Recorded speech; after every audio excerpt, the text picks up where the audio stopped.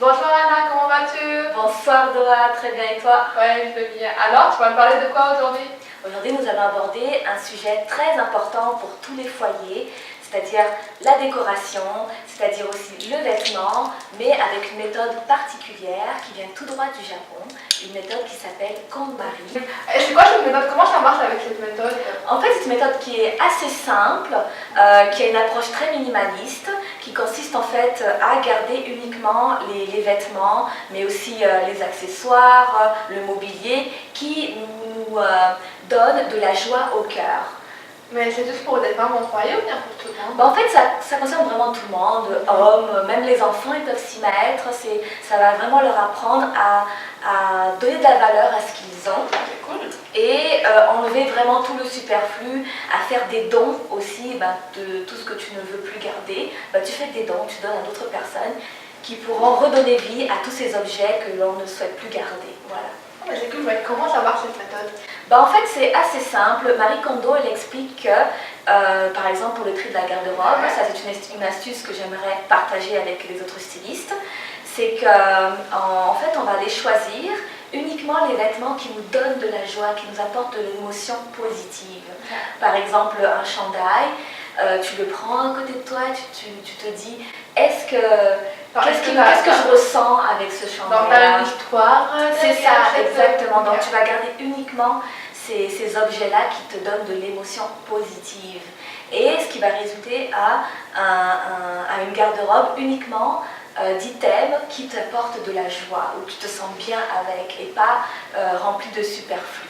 C'est surtout ça. Mais est-ce qu'il y a des couleurs qu'il faut choisir? Il y a une astuce à suivre? Alors c'est sûr que les couleurs claires, comme ce que je porte aujourd'hui, c'est sûr que ça aide visuellement, ça apporte de la paix et ça va plus ou moins tout le monde, les couleurs claires, ça nous rajeunit.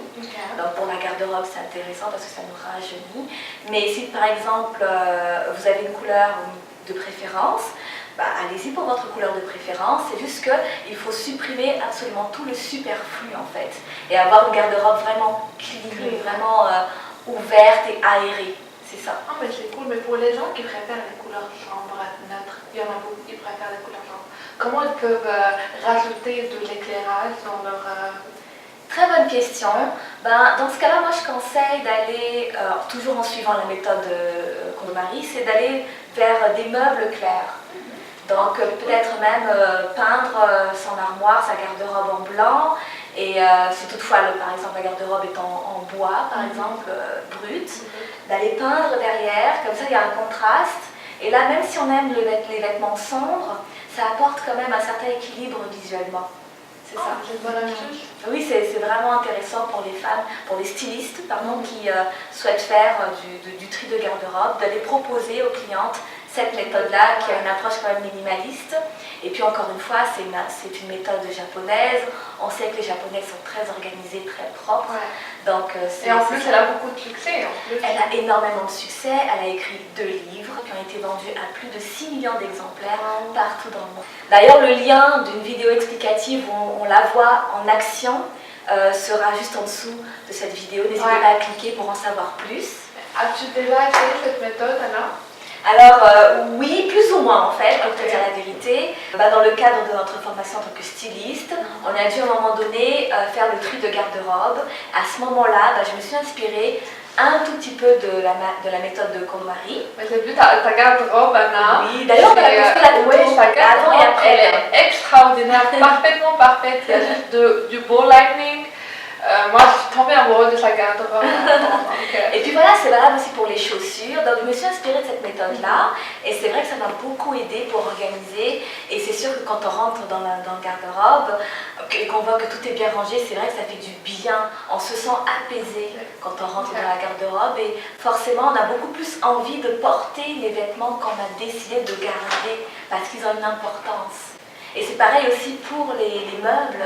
On peut très bien aussi ranger la cuisine, faire le tri de tout ce qu'on n'a pas besoin, plein d'ustensiles inutiles. Ah, donc on peut l'utiliser dans notre vie, mais oui, mais c'est ça, partout, même au bureau. Moi j'ai cru que c'était juste pour la garde-robe. En fait, au départ, ça a commencé comme ça. C'est juste que les gens, et puis elle aussi, elle indique aussi de le faire pour toute la maison. nice. Et oui, donc ça peut être le bureau, la cuisine, la salle à manger, la chambre des enfants avec tous les jouets superflus. Pour le garage aussi. Pour le gars, oui, surtout pour Avec le beaucoup de garage. Donc c'est une méthode vraiment intéressante.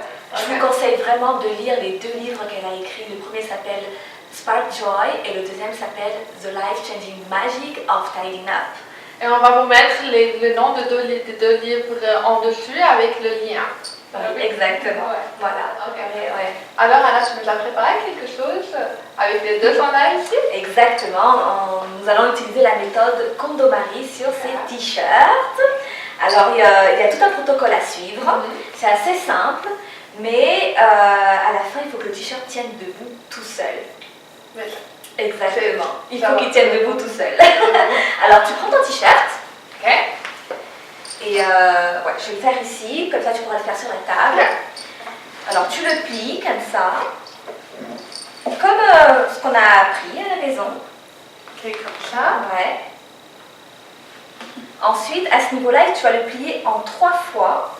Donc une première fois, une deuxième fois, une troisième fois. Une fois, comme ça.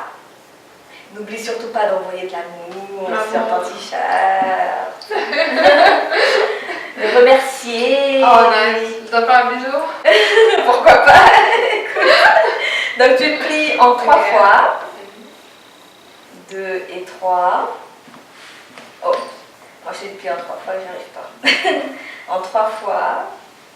Voilà. Et le secret, c'est ça. Il faut qu'il soit tout beau comme ça. Ok. 2.